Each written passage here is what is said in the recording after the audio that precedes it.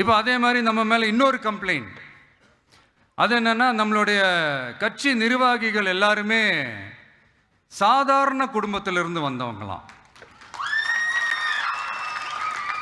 அதே தான் இங்கேயும் கேட்குறேன், ஏன் வரக்கூடாதா?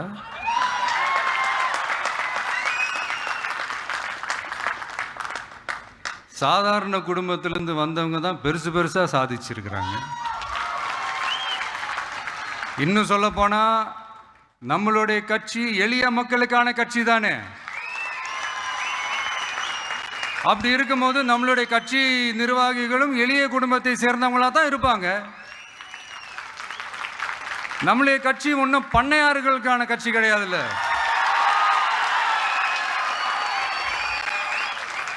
முன்னாடிலாம் அந்த காலத்தில் பண்ணையாருங்க தான் பதவியில் இருப்பாங்க. இப்போ கொஞ்சம் உள்டா மாறிடுச்சு. பதவியில் இருக்கிறவங்களாம் பண்ணையாரா மாறிடுறாங்க.